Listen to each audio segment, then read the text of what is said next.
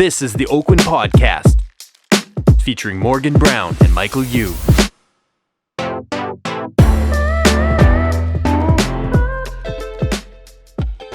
Welcome to the Oakwyn Podcast. We have a super special guest today, Shelly Smee, our managing broker at our headquarters office. Shelly, how you doing today? I'm doing great. How are you guys? Awesome. Fantastic. We're really excited to have you today. You look great. We're so excited to have you. You were like, I keep on thinking like extravaganza. Like when I think of you, it's like you just are so amazing. And we're so blessed to have you part, not only here today, but also part of the Oakwyn family and our team. Yeah. Wow, it's been a long run. I've known Shelly for a long time. I know you guys go way back. Shelly, can you tell us the story of how you first met Morgan? Oh no. Well, actually, just remember me. I didn't actually meet her first. I heard her first. Oh. Oh God. I heard this person laughing and talking and having what seemed to be a very jovial conversation with somebody on the phone from the other side of the office. And I had been at the Carrisdale office of our brokerage and had decided to move to the downtown location, and walked around the cubicles to where Morgan's office was and saw this bright, shiny, happy girl talking on the phone. And it was really interesting too, because a couple days later, I was coming home from a dinner late at night, driving down the street, and saw the lights were on in the office, and Morgan was still there, and she was writing thank you cards. It's so funny. Yeah. So yeah, alone in the dark, alone in the late at night. So I thought, oh, that girl's she's a goer. She's gonna go. Oh my gosh! I remember the first time where I met Shelly. And really, there wasn't a lot of women. There was no other women. There was maybe one or two at the time at the downtown office. Yeah. And so, of course, like I was a little bit, I think number one, I was a little intimidated by Shelly because I was like, she knows what she's doing. And I was so completely green and I didn't know what I was doing. And two, you spoke with such conviction. And that was like the biggest thing, is that you had a lot of purpose and passion. And you could tell, like, when you were speaking to your clients because she had the private office, I was in the cubicle. I was like watching her. I was like, okay, you just really took care of your people, like, and you could feel that. And it was actually the first time I actually heard any other agent. I don't think I've ever told you this. Any other agent like really be like mama bear to their clients, because there wasn't many mama bears, right? So it was nice to see it, and it was a nice way for me to kind of almost like mirror that a bit. I was like, oh, that's like a great way of really relating and just being so authentic with your client. You were just really you, like. Can't help it. Some people don't like it. Other people really, resonate with it. And I think that's one of the things that I find my career really pivoted at a point after I'd been in maybe 8 or 9 years, where I stopped trying to, be that woman in the suit with the high heels and the blah, blah, blah. Cause, my age and, my music preferences and stuff, you can't take the punk rock out of the girl really when you come down to it.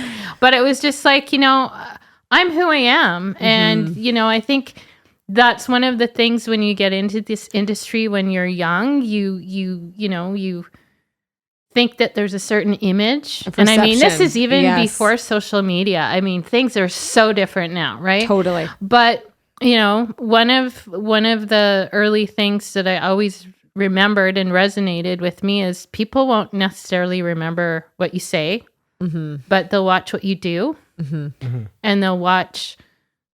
Your integrity comes from doing what you say you're going to do and following through. Yeah. And being who you are and being comfortable in your own skin, you can't buy that kind of marketing.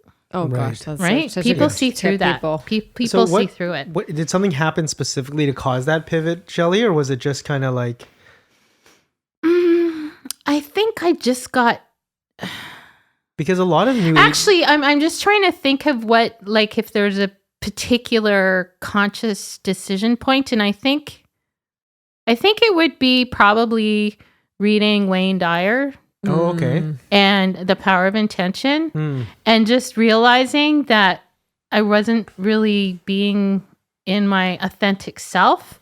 And, you know, as a young woman and as, you know, a blonde. Yes. And somebody who looks a lot younger than they were, I found it really difficult to be taken seriously, and it pissed me off. I was like, guess what? There's a brain in here, and you're gonna find out the hard way. But yeah, no, it was just a process of, you know, getting into my early 30s, I guess, and just sort of letting go of a lot of pretense of. You just were so comfortable. We were just talking about like where I feel like mentally I am. I'm like, I'm definitely not like before 30, because after 30, I think for a female, you get to this like very concrete, like early 30s, like concrete time where you feel very completely more secure and, you know. Yeah, but wait till you're over 50. I can't wait. I can't wait. The 40s. Actually, I heard the 40s is like the game 40s. changer. The 40s is kind of like, okay, well, there's this line, and then there's this line, and sort of down the middle is, you know, being politically correct or whatever. And then you kind of get to where I don't really care if I'm politically correct. This is what I believe in. This is what I stand for. Passion. If you don't like it, you don't have to like me. You know, Go. this is who I am. If you don't like me, go find your other people. Do you know? And that's hard to get to. It's hard to but get at to. the same Acceptance, time, yeah. it's a process of maturity, and it's a process of also finding your voice and, you know, life. You know, Right. life's not Let's give some particularly people easy. some Context. some context. So, Yes. Shelly, how long have you been in real estate for? Oh my Yeah. God. I am just finished my PDPs to renew my license for the 13th time. So 26 years. 26 years. Wow. Isn't that amazing? Yeah, there was a short Classic. hiatus. Short hiatus from the first divorce, which, you know, yay. Hey. You know, I left real estate for 18 months and was offered a position where I'd been working as a temp. And at the same time, I'd been working back part-time in real estate. My first real estate check was double what my take-home pay was for the month. And I just thought, and I had so much fun with that client, my first client, great. Right. after, you know, during that time. And she's still a good friend to this day. And I just thought, you know what? I'm not a corporate person. You know, the bureaucracy. You're really not, Shelly. You know, the bureaucracy of the healthcare system, I just, you know, as much as there were great people there, and there was an amazing woman leader there at the time at Providence Healthcare, Diane Yes. Doyle. She was like, at the time I was working there, I was her assistant as a temp while they were going through some changes. And then there was a different CEO at the time, and then she became CEO rated about the time I left to go back to real estate. But it was a really interesting experience to be in a corporate bureaucracy with so many amazing women leaders. And I mean, look at Dr. Bonnie now. I know, look right? at Dr. Bonnie. And I think, you know, healthcare is an area where there are a lot of really strong women leaders. So I was really glad to have that experience. What did you learn about leadership from them? That you have to be able to make decisions. You have to be able to make decisions, and then you have to, in that large environment, you had to be able to trust your people to execute. So, you know, there'd be a core group of people deciding big things for the province. For, you know, I think at the time there was like some kind of scandal around a Earbone Bank or something like that. And they had to pivot. They had to make new policies. They had to decide moving forward how they would prevent something like that happening again.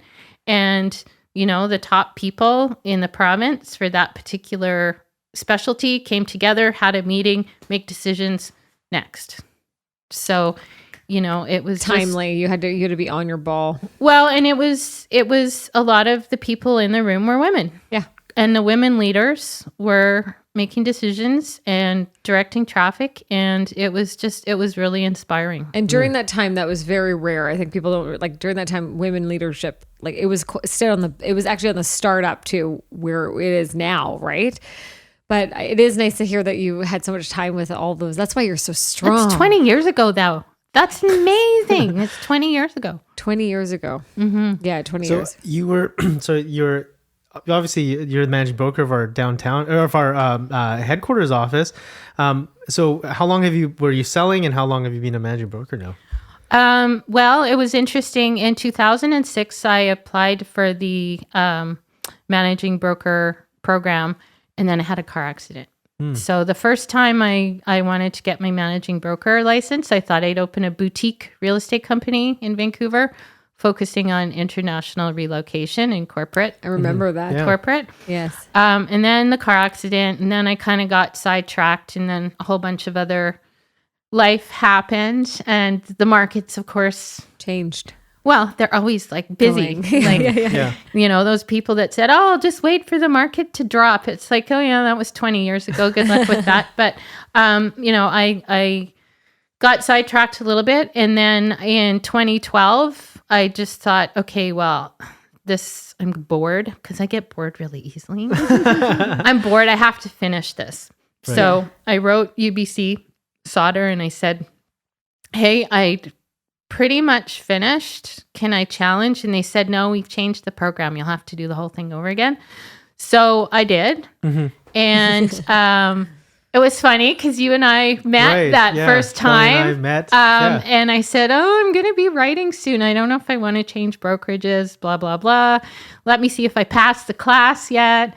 And then when Oakwyn Opus started, and I was just like, oh God, I've been a part of new startup companies before because I actually went to the Windermere in North Vancouver when they started that.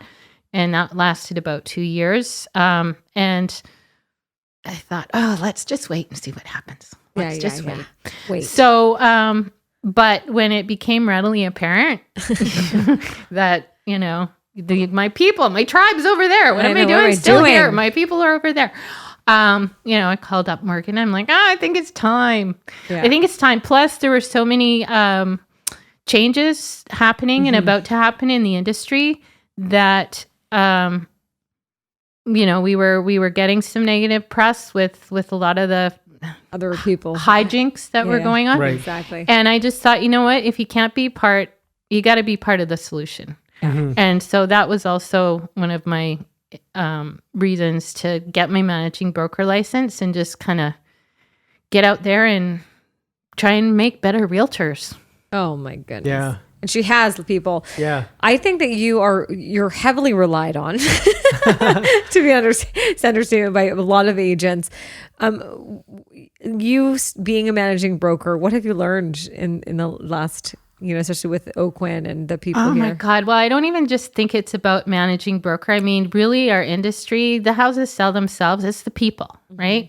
So when you're dealing with human beings and personalities and egos and a lot of money and commission salespeople, there's a lot of dynamics there. So, you know, sometimes it's more of a compliance type of, you know, dilemma. Or, you know, there is no right answer. What's the best wrong answer? Because, you know, there's some gray areas and things. But I think with the advent of no more dual agency, it's become very clear that you got to represent your client's best interest. Very well. And, you know, like I joke in the classes, the F word of real estate is fiduciary. Yeah. I love that. So, you know, like I think sometimes in our industry, you know, you just got to check in with your gut. And that's often when somebody phones me with the dilemma. I'm like, just stop and think. Because, you know, we're all rushing around and it's very time sensitive, getting your paperwork done or whatever. We're always time sensitive. Time is of the essence. It's in the contract, right? Yes. So it's like check in with your gut. And what would you do if you were the client?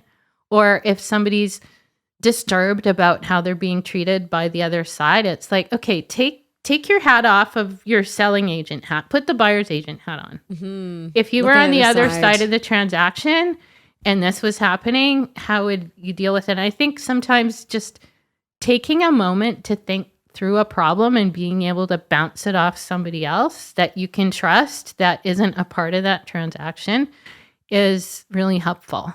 Sort of like if you call your best friend to talk about your relationship issue, because you just need somebody who kind of knows the parties. Yeah. But cares telling you. But cares enough about you to give you the truth.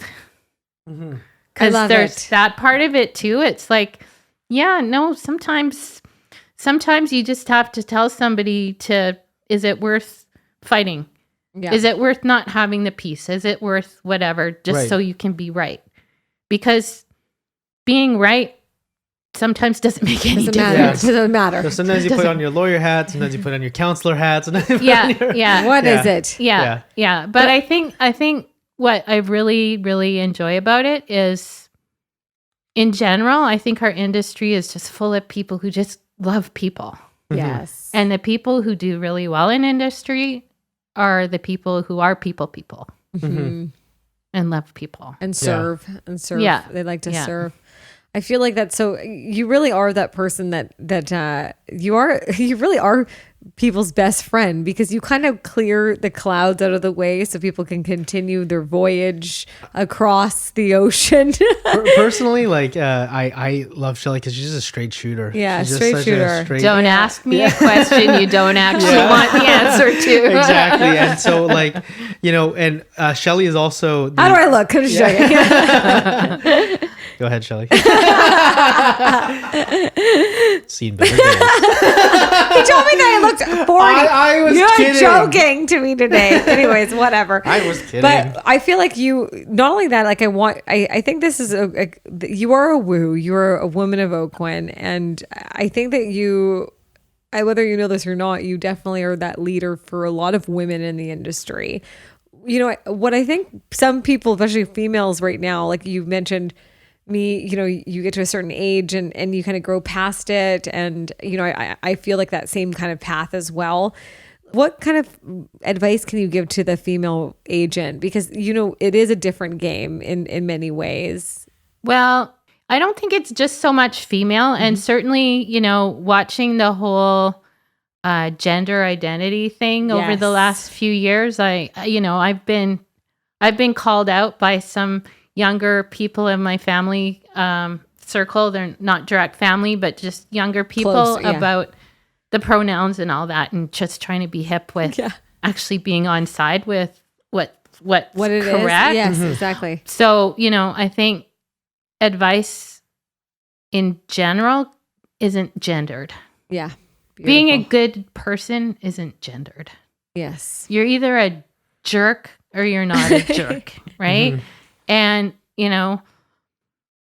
I think as women, the hard thing, if you want to talk about a gender issue, is when you try and stand up for your client, or when you try and hold on to your position and you do it in a tone of voice that might be seen to be direct. You can be called shrill. You can be called hysterical. You can emotional. Get emotional. And the thing is, I am emotional. Don't be a douchebag. Like, you're being a jerk. Yes, I'm being emotional because you're being a jerk. I'm getting emotional because I care. Yeah. And if I didn't care and I was just, do you want me to talk like the TELUS answering service you've reached? Like, we have emotions. We're human beings. And sometimes things are going to be annoying. And I'm sorry, but I wear my heart on my sleeve. And if you've annoyed me, there's going to be no question that you've annoyed me. And I've worked on that over the years to just like pick your battles. Yeah. Sometimes it's just not worth it. That's a really refreshing outlook, with not kind of making it genderless in a sense. And like, we're all people, and we're all people. Human beings. Yeah. We all have emotions and we're all, I know a lot of emotional men. Right? I mean, like, whatever. But I think what first of all, your speech at our Woo event is still to this day everyone's favorite speech. She made an incredible. What was talk. I wasn't able to attend. What was it about, Shelly? Actually, my friend who I brought taped it, but the audio quality is terrible. But it was really hard to write because it was real. It was real. I basically didn't just go through my stats as a professional of how many homes I've sold and blah, blah, blah. But I went through my personal stats, how many miscarriages I've had, how many, different types of challenges as a woman. I mean, and that's why we have the Woo event, because I'm sorry, guys, but unless you have to get your period every month, you just don't quite get it. As much as you can love your partners or your sisters or your moms, or, you can sort of get it. It's something that, having a womb is creating life, having it's a whole other level of hormonal mystery. Yeah. So, and then having all of those things going on top of having a career and whatever, like, I just wanted the social. One thing you nailed is like society's acceptance of that, and I think that was very.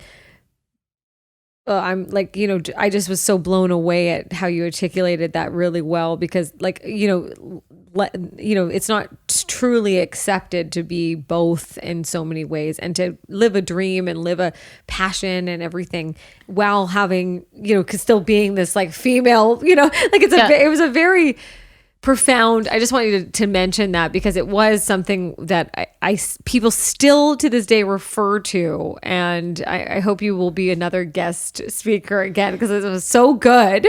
Well, and that's kind of what we are all missing about COVID, the opportunity to have the larger group gatherings, go to rock shows, go to concerts. Commodore. Yeah, girl.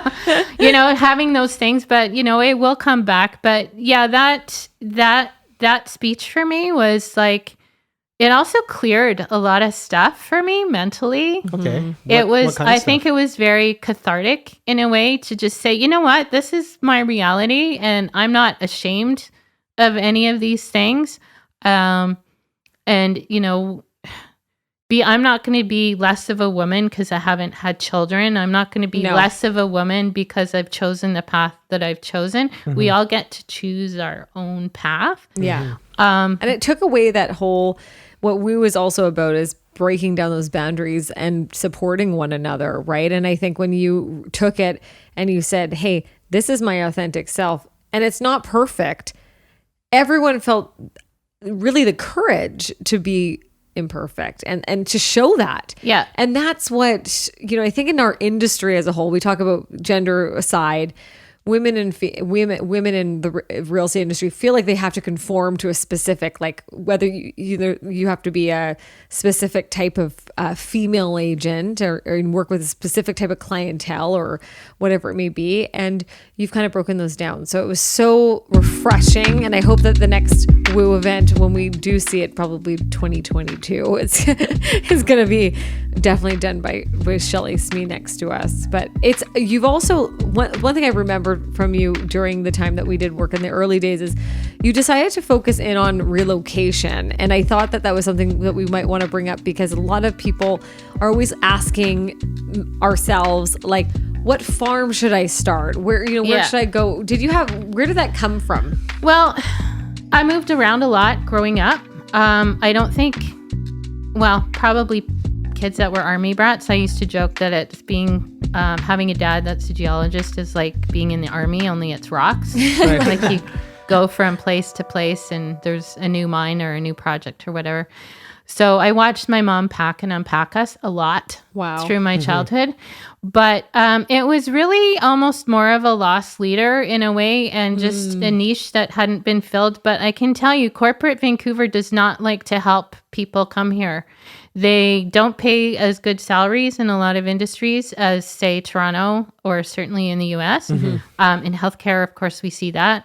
attracting talent here is very difficult because they rely on the lifestyle benefits to like get people here, and yet we have this incredibly tight market to get into. So a lot of times the companies I was working with in tech and gaming and healthcare needed to be able to have somebody that was a licensed realtor that had access to not only listings, but to the rental market, because I was dual licensed as property manager at the time, and help them find rental accommodations for executive rental accommodations.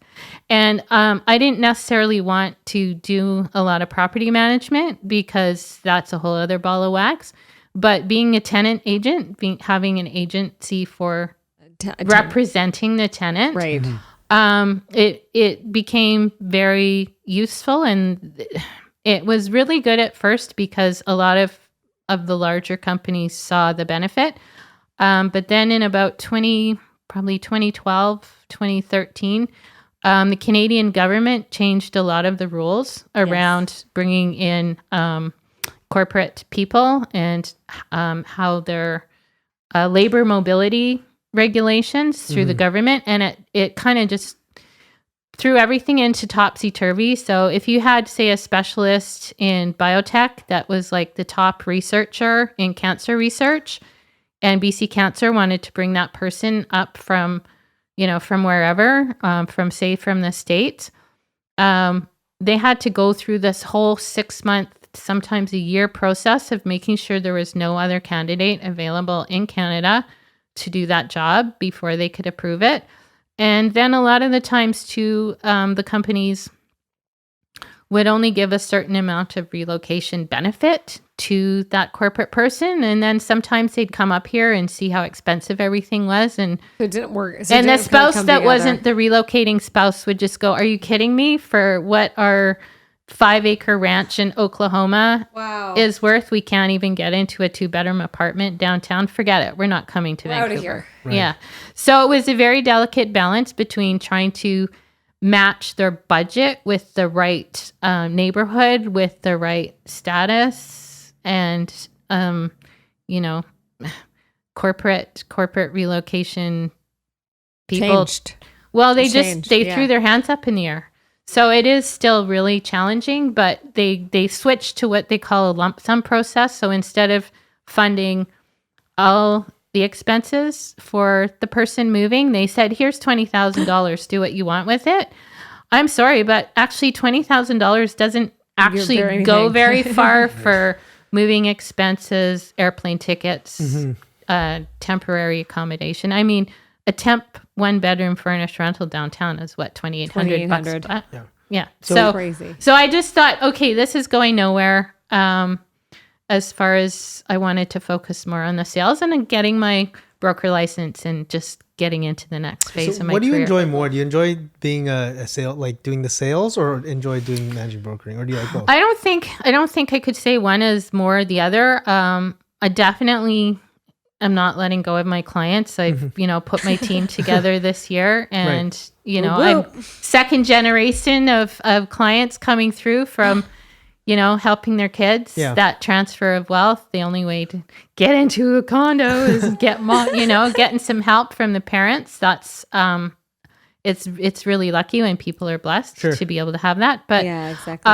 I think the managing broker role for me, of course, is more predominant in my day to day. And I just really love teaching. I love You're such teaching. a teacher. And teacher. I have like this incredible brain full of information that I can't instant recall somebody's name that I met 5 minutes ago, but if you ask me some question about some fact about something, you'll just a well of knowledge. You're on my Jeopardy team. Actually, we have a nickname for Shelly at the office. She's the dean of Oakwyn U. Dean. Yeah, the dean. So Oakwyn University obviously is our agent training program for new agents, but a lot of senior agents have taken the course as well and gotten a lot of value from it.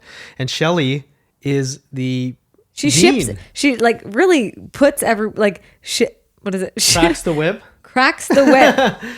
Well, you got to have deliverables, or you can't actually evaluate something's success without knowing what your deliverables are at the end.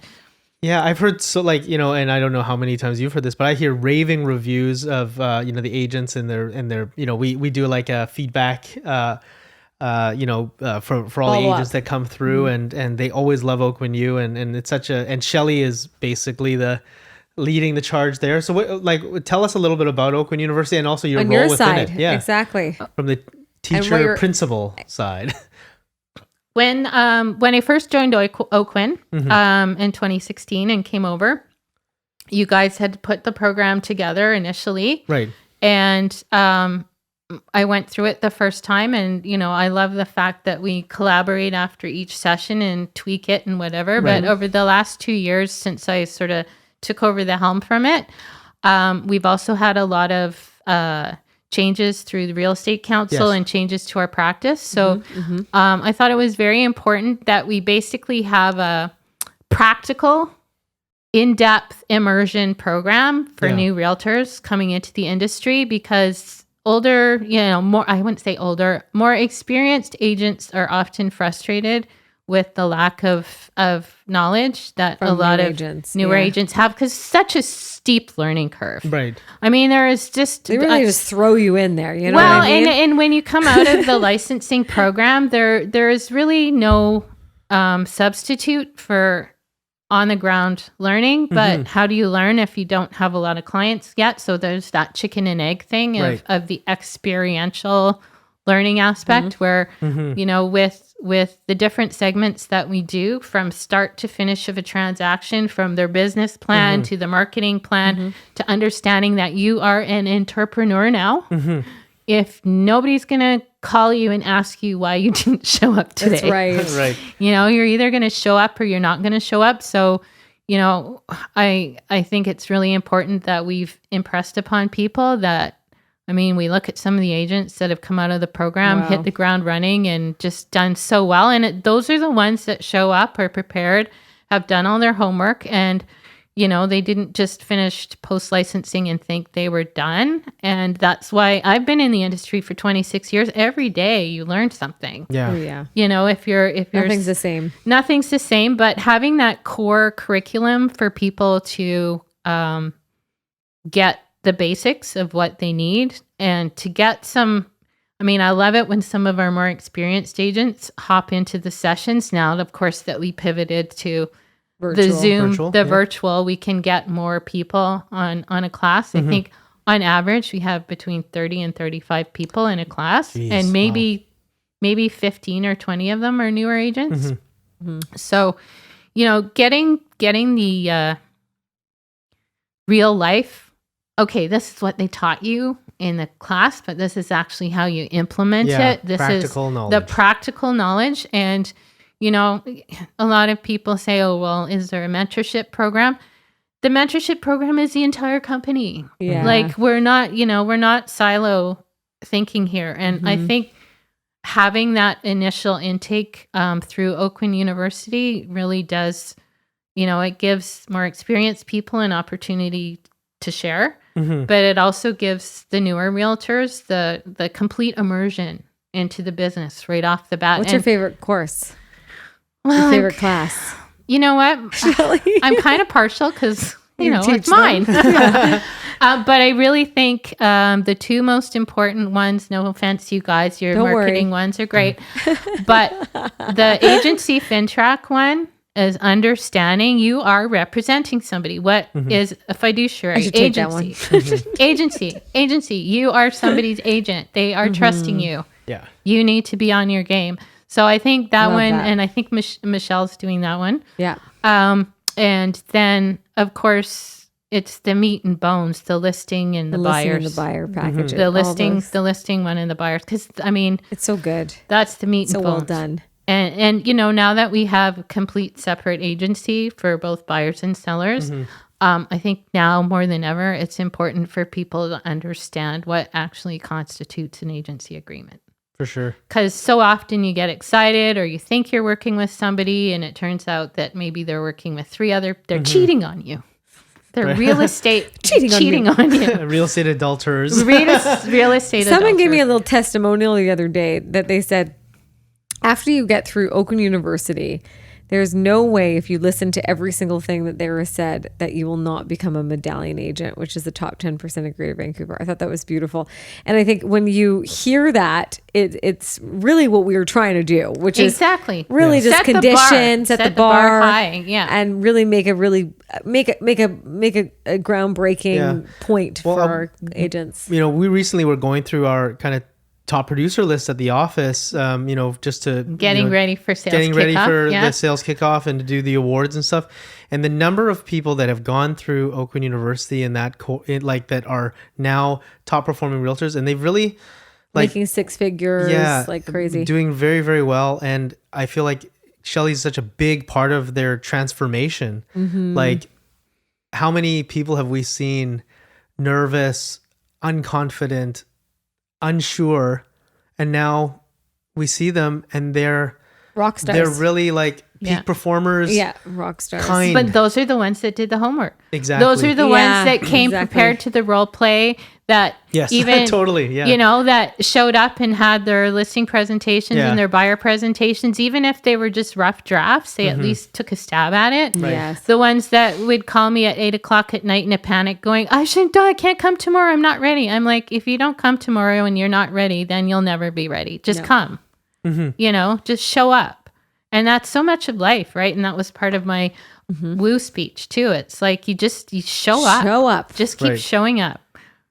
Eric Grant said the same thing. Just show up. Just show up. Isn't that so funny? It's like such a key thing, easy thing. You know, obviously, I think you've been really recognized as being like an industry leader when it comes to education, and so you've recently started working at the real estate board in professional conduct. Well, yes, I am on the professional conduct committee, and that's been a really big eye opener. That's at the board or the council or the? That's the board. The real estate board. So what is that? Yeah. Well, professional conduct committee is the group of volunteers who have the responsibility to review conduct and complaints that come into the board member to member, and sometimes from the public. If usually there's a default where if a complaint is so egregious that it borders on a council issue, then it'll go to council first before the board deals with it. Right. But if it's more of a tiff in the sandbox, realtor to realtor type of issue, or you know, conduct unbecoming, we have a realtor code. Right. You know, there is CREA's realtor code of the standard of behavior that we're all expected, and professionalism that we're all expected to adhere to. Sometimes things get a little hot and testy, and you know, people do a he said, she said, and we're there to listen to both sides of the situation and mete out the appropriate penalty if it's deemed by the committee to be warranted. So, and you know, if you want to, in our profession, we take that pretty seriously. For sure. I think it's an honor to be on the committee because oh my God, you know, the depth of experience there. I actually feel really like, oh, I'm just a new person here. I'm just going to try and listen. Much. Yeah, no, I mean, it's mostly made up of managing brokers and people that have been in the industry for at least 10 or 15 years. And, you know, but I have to say one of the last sessions I sat in on, one of our colleagues, not from Oakwyn, but from another brokerage, gave us a great compliment. She said, you know what? I love dealing with your agents. The contracts are always so well written. And so far, I haven't had any issues with any of your agents. Ooh, that's a great... I know. It made me feel so good because I'm like... I said, oh, well, who did you recently deal with? And she told me, and I was like, yeah, they did really well at Oakwyn U. You know, like it all cycles totally. back. Yes, right? yes. I love dealing with our new agents that will go through Oakwyn U. I think, well, Shelly and I have had like an awesome, she's the dean, but we've had a lot of great conversations about, putting ourselves in the shoes of a new agent and like what would they like to see, and really reverse engineering like what they need to know as well, and creating that great experience. And I think the program's just gone so much better. So good. Since Shelly's taken over. Well, thanks, guys. When but Morgan, Arlene, and I were doing it. I'm kind of, they joke. It's just sometimes I know when agents see me calling, they're like, "Oh, crap, why is she calling me?" But I try not to be. They call me the popo. I try not to be too like heavy-handed with it, but at the same time, like we have to take ourselves seriously. Yeah. That's the only way we'll be respected. Well, and our industry gets batted around like the latest political ping pong ball. Like we're the low hanging fruit for all these politicians. Easy scapegoat. And I'm just sick of it. I'm like, you know what? One dumbass that does something that gets in the media wrecks it for the rest of us that are just trying so hard to not do anything. Well, to not do anything, but to just do our jobs at the best of our ability, right? And do our duty, because it is a duty. I feel like it's our duty. I feel it's a duty. It's a duty. I was just saying, I was watching The Crown, and I'm like, it's our duty. It really is. And people are a little bit shy to say that we're realtors and real estate professionals. But we shouldn't have to feel ashamed. Like, screw that. That's we are realtors. We are real estate professionals. The real back in real estate here. But yeah, I that's part of the reason I got my broker's license. I was just fed up of the negative BS. It's like, and there was a time in my career where I did part-time real estate because I had to at the time. But, you can't really, these days, you just can't do this job part-time. You almost can't even do it without a team. Like if you want to that's my next question. If you want to get a certain level of transactions happening, you can only take care of so many people at once. And all the technology and the social media stuff, it can become very overwhelming. But at the core of it, you just need to do the best you can do for your clients, and it just all comes back to that. Well, you really have shipped us. What is that? What am I trying to like shaped us and ship shape? Yeah, ship shape. Yeah, that's what I'm trying to say. You're like really. Is that why my initials are FF? Oh, ship shape. The mic just dropped. No, I think you're. I think that people. First of all, Oakwyn just is so lucky to have you a part of our team. We're excited because you give us so much incredible input. Sometimes. All the time. And we listen, and I would say in the sense of like, what's the next steps? Because, you're so far ahead of, and I think this is what makes our team at Oakwyn and the community at Oakwyn so valuable, is that we are trying to be not just tomorrow. We're not thinking about just tomorrow. We're thinking about the future. Yes. And we're thinking about what's the next way of helping. Well, again, in the arena of political ping pong, we have this whole process that council and the government's going through, looking at the role of the managing broker. But we're not going to wait for Victoria to figure out what they're doing. The managing broker team, because we have a team. It's not just me. We have our whole team. And we're looking at developing Oakwyn University style for managing brokers. Oh, that's special. So, getting more managing brokers, getting more people licensed at that higher level, whether they decide to take, a more of a management role or not. That level of license used to be called 9.15, but now it's called the managing broker license. Right. But it's kind of the MBA of real estate. If you didn't go the urban land economics degree route through UBC, it's sort of like that level. You have to have such a broad understanding of, everything from costing out a new condo development to marketing to HR. It covers the whole spectrum if you were going to have your own brokerage. Big umbrella, yeah. But there isn't a lot of education for managing brokers once you become a managing broker. Yeah, there's not much support. There's not much support for agents, right? It's the same thing. Yeah, so I think that's probably what's next on the horizon for us as Oakwyn, as leaders in the industry, to really nurture agents who want to develop other leaders, right? Develop other leaders. Yeah.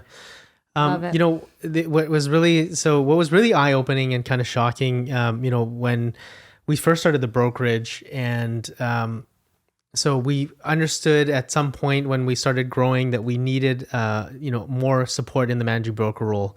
Arlene couldn't do it on her own, and we actually interviewed, and not to say it disparagingly at the time, but we interviewed a lot of different managing brokers that were looking. The quality, like. Yeah. Well, it used to be the joke, and actually a lot of the old timer people in the industry that are like V numbers with 4 digits kind of guys and women just said, what the hell do you want to do that for? Listen to a bunch of realtors who don't know what they're doing, like complain about stuff. Like you got to be out of your mind. What are you doing, Shelly? What do you kill your business? Blah, blah, blah. And they were all so negative about it. And I just thought, okay, go back to the tar sands, dinosaurs, you know, like. And it is a shift. I think we're really fortunate with this kind of more woke generation that, you know, we have the opportunity to make it better. And if you're not part of the solution, you're part of the problem. And I just had to put a lot of that sort of naysaying, negative stuff behind me and just go, you know what? That's what you think. But the old perception of the managing broker is you couldn't make it as an agent. That's exactly what it was. But now I feel like the new perception of especially Oakwyn's team of the manager is we're making managing broker look sexy. Bringing sexy back. Yeah, because, you know, you guys all have this incredible talent. You guys are all extremely diverse, which is so beautiful. And I think part of it too, and I mean, part of the reason of having a team is we're mostly, for the most part, still doing some business. So it's not like we don't still know what the realities of the day-to-day are. We're not out of touch with what's going on the pulse. I'm looking at MLS every day, seeing the new listings and blah, blah, blah, keeping my eyes out on things. So, you know, I haven't retired. I'm not retiring, folks. Not What's going your prediction anywhere. for 2021? Oh, good one. My prediction for 2021... real estate prediction for 2021. Yeah, real estate directly. Like, these are the agents listening. What do they real want to estate hear? prediction for 2021 is stay healthy, get organized. It's not getting any slower. At a 2% interest rate. I mean, we have no international flights. The border's closed, and it's still mental. You know, in a lot of in that first time buyer category or move up category. It's detached housing category. You know, it's still Vancouver. And, you know, I think the only thing that would really change the market is if interest rates started shifting. And we've all been saying that for 10, 20 years now? Right. As the interest rates is slowly... What a true Vancouverite response. Stay under 5. I love you. Hey, if I'm wrong, I'll be wrong. But hey, no, I think I'm on the same page as you. What can you say? It's Vancouver. All we can do is go up. Well, or just no bubble. Everybody's like, Morgan, stop talking. Yeah, no, I don't actually believe in bubbles. I believe that there is the macroeconomic picture that you have to keep in mind. Yeah. But then you have to drill it down to individual neighborhoods, because what's happening in Dunbar is not what's happening in Hastings or Fraserhood. It's or Strathcona. You have to, and you have to look at each segment.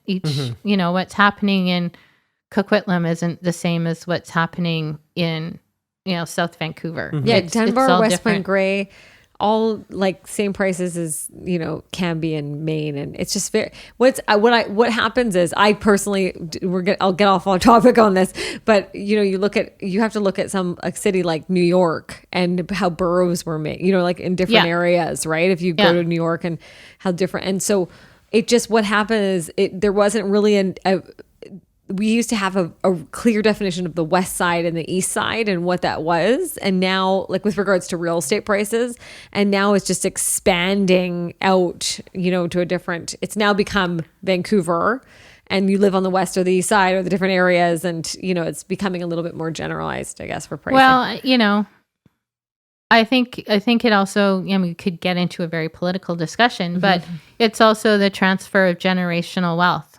You know, if your parents on the west side have a house that's now worth $4 million and then it's been paid off for 10 years, and you're fortunate enough to be able to get help buying a property, and if you were fortunate enough to have done that 10 years ago, yeah, you're laughing. But I mean, it is really difficult for people to get in the market. Yeah. So, you know, it's finding ways to get people in. And one of the things that I find really interesting is, you know, a lot of the younger first time buyers have watched so many of these HGTV shows that they think that their first place has to have granite countertops and be the be all and end all.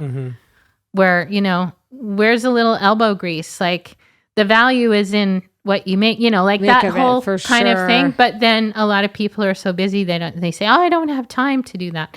So it's that sort of like, you know, learning enough about your clients to figure out how you're going to get them in the market for that first time buyer. I love it. I think like that's something that I don't think enough people recognize within, you know, with themselves or with, you know, they should be really proud of themselves for buying their first place and, you know, squirreling away portions of their payroll for a while, and kind of like, because I remind myself sometimes, especially if you're, you know, you're working with people every day, you've done it for a long time, like Shelly, Morgan and I are all, you know, 12, seasoned. 13, you know, many years, and you kind of, you know, I can't stress it. We can't take that for granted. You know, the fact that we're really lucky to do what we do, and the people are giving us their trust to, you know, in a really big thing in their lives. You know, I want to kind of wind back the clock, Shelly, with Shelly.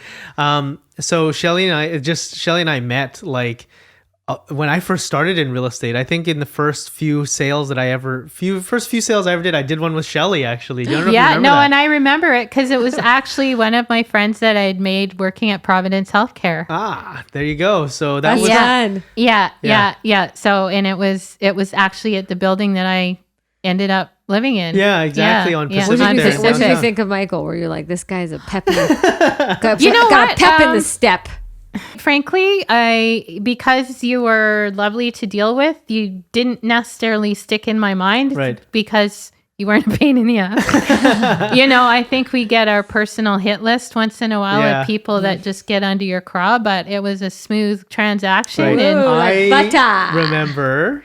So when Shelly did because she was so knowledgeable during the tour of the property. She actually knew more about the building than I did. And I was touring them in, and I was like, she was telling them about everything, and I was like, it's almost like she was the like I was the listing agent. I was the listing agent. She was the buying agent.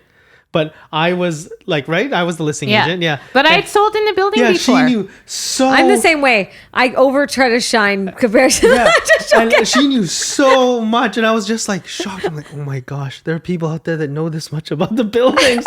and I read through all the strands. Reality check came in. And I remember like I was just so impressed with Shelly's knowledge and how she conducted herself with that client. They were laughing, but not surprised. It was like it was like edutainment. They were like, that's my thing. Yeah, she was like, open sesame.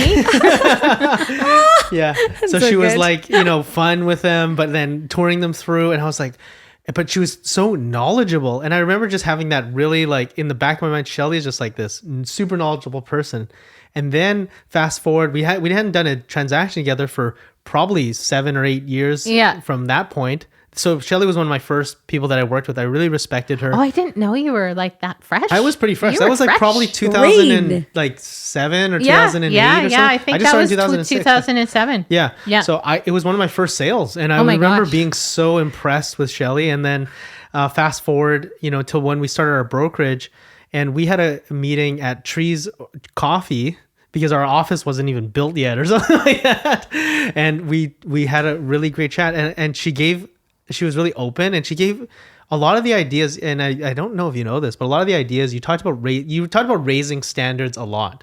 Yeah. Like in that conversation. Well, and I think I was at a point where I was kind of fed up with a couple instances of things that had happened. And I was just like, geez, this stuff has to change. Yeah. And it was just, you know, dealing with the people that didn't actually know what they were doing. Yeah.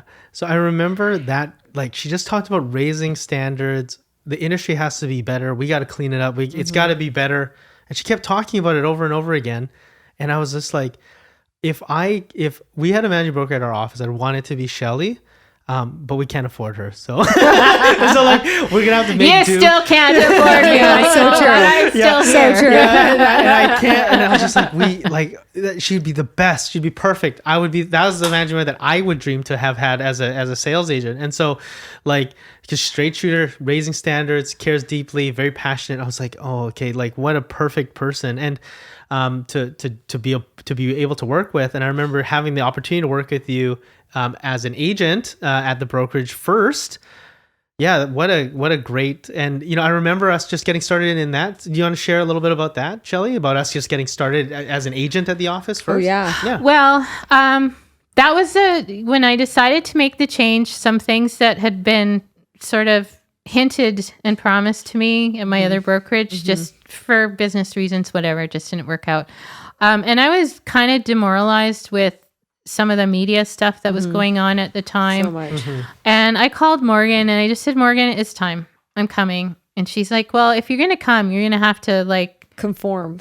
you're going to have to drink the Kool-Aid or something to that effect. We had a very blunt conversation. We had a blunt conversation because I was in a kind of a really negative headspace, and my mom had just been diagnosed with cancer, and I was ready to quit the industry. I was just kind of at a place where I was like, oh, geez, get me out of here. I'm over it. And so Morgan and I went for our first coffee, and she said, well, you better think about this because, you're not bringing your black little cloud in here. And then we had a second conversation, and I moved over. And when I first came, I took, a seat upstairs with the lovely Nomi. And it was so good. It was so refreshing. It was great to be in an environment where so many people were just doing. They were just going. And, the energy, I think at that time I was maybe number 78, 79, something like that. The energy was great and people were doing things and people actually talked. People actually seemed like they liked each other. People were sharing information. People were, having... The softball team. I mean, we just, it was just such a complete change in dynamic. And I didn't necessarily have a great year that year because I really, with my mom being sick, I would go sit with her during chemo and stuff. And I needed a reset. So I didn't really focus on my business that much that year. And then took, the Oakwyn U's that you guys were running and just getting myself sort of prepared for what came next. But I said to Morgan, I won't come unless I know I can be managing broker in a year because that was my goal. That's my goal. So, we worked on that and you said to me, unless you make Medallion next year, people might not really respect you. And I'm like, okay, fine. I'll make Medallion. And I made Medallion. But you pushed me and I was... That's good. At first I was like, blah, blah, blah, blah, blah. But the other thing that happened that was just frickin' bizarre that started the year off was I had been working with these people for 5 years, waiting for their listing. And every time I was just about to list it, something happened in their family or whatever. Right. They didn't list it. And the woman would always call me wanting to go look at pre-sales. And I mean, they're super nice people. And I was just like, okay, I'm not really that pushy. Like, let's just go. Let's go. So the day my mom died, I'm coming back from having just been at the hospice all morning with my family. And I see the client's name coming up on my phone. And I'm like, oh God, it's just not a good time. And clear as a bell, I could hear my mom in the back of my head going, Shelly, just pick up the effing phone. You've been waiting 5 years for this. Yeah. So I answered the phone and they're like, hey, come list our house. And it was like that day, over $2.7 million listing. And I was like, if I hadn't picked up the phone, like, who knows, right? Right. So, but it was like the spirit of my mom just gave me a big smack on the back of the head that just basically said, yes, I'm not gone. I'm still here. I am still going to be whispering stuff in your ear and being your mom. And it was just kind of a moment where from that moment on, 2017 just went like a freight train. And I think we were all very, very busy that year. It was a crazy year in real estate. Yeah. But it just sort of set the tone of like, It was like 2018. 2017 was like, I had never made medallion before that. And I'm not embarrassed about that because in the meantime, I'd won gold medals at World Masters Games. Like, I'd been able to have a decent lifestyle, making decent amount of money. Like I never made less than 6 figures from the get-go. But not $500,000, not 50 listings, but I had the kind of business that I was satisfied with. But you pushing me, and then my mom, like the day she passes and the lady phones. That's weird. And I get this like almost feeling like she's smacking me on the back of the head saying, That's answer awesome. the damn phone. Be a medallion agent. Yeah. So I don't think there's any accidents. Really? No, there Yeah. isn't. You know, and that was I like don't think there's also any organic. accidents. Everything Yeah. that came over, it was meant to be for sure. Yeah. And that was, I just had, it's just great to see that. And I know, I know your mom would be really proud of you, Shelly, and I'm sure she really is. And, the fact that you hear her voice and, that you can be that she's still a big part of your life is just an amazing thing. And, we're just so happy and proud to be working with you every single day. And, I think if you can share some of your wisdom with us, for let's say an agent is going through a hard time or an agent's going through some, or like starting their business and just having a bit of confusion. Struggle. Yeah, a little bit of struggle. What would you tell them? Well, I guess it depends what kind of struggle it is, but Getting their feet off of the ground. well, and you know what? It's not even really a real estate thing. It's a life thing. It's like if you don't like yourself, how is anybody else going to like you? And if you're having some kind of challenge in your life that's causing you some self-esteem issues, you better deal with it. Go get counseling. Go read some books. Take a bit of time off. Get a bank loan. Like whatever it is that's causing you to not be in the best mental shape. Right.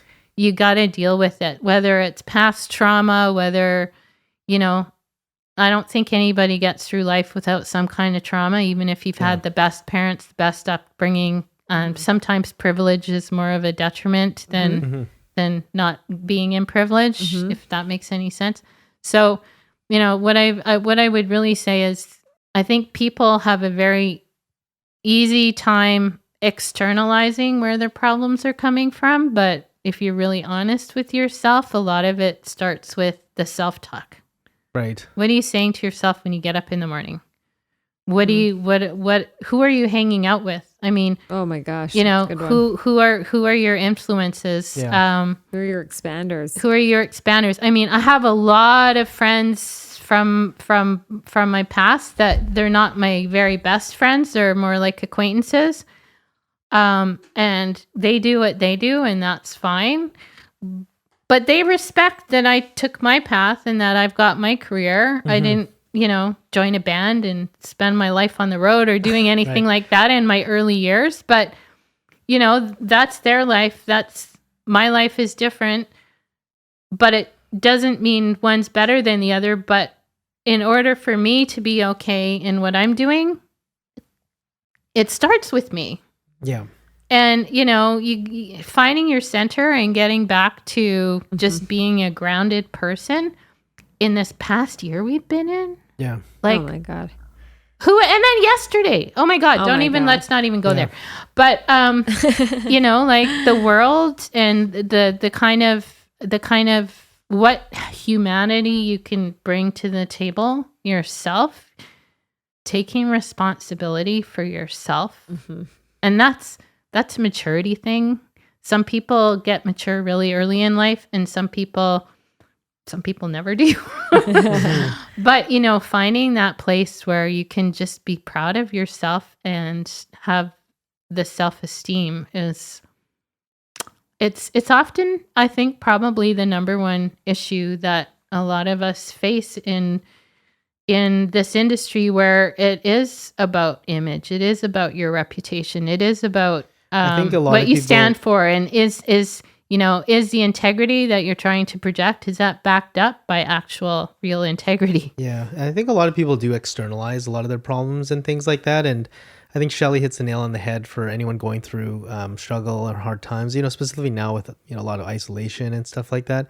Taking that personal responsibility for your own thoughts and actions and feelings, and also, really, focusing on those items, because Pri says it to me all the time, like the answers are within. So seeking inside for the answers versus seeking outside for the excuses or the reasons why something's not working. So I think that's a perfect way to finish. I think Shelly, we're just so thankful that you're with us, that you're part of our team, and that we get to work with you every single day. I get to see Shelly's bright smiley face every single day. So Shelly, what's the best way in which someone was like, let's say there's a new agent that wanted to learn more about you or Oakwyn, like what's the best way to get hold of you? Probably the best way, because I'm often on the phone talking to my peeps, is SSMEE at Oakwyn.com. Whoa. That's Smee at Oakwyn.com. Okay, guys, on that note, thank you so much for listening to the Oakwyn podcast with Shelly Smee, our special guest. Thank you guys so much. And if you've enjoyed this podcast, please rate us 5 out of 5 on whichever podcast platform you're listening to, and write us a review and rate us 5 out of 5. That'd be amazing. And also, if you're interested in Oakwyn and you're thinking about making a change, a positive change with personally responsible people like us, feel free to go to oakwyn.com/join and type into the message box pod 2020, and upon meeting one of our amazing team members, you'll get a free piece of mystery swag, guys. Awesome. Thanks so much for joining. Thanks, guys. Awesome. See you later. Thank Bye. you. Okay, bye.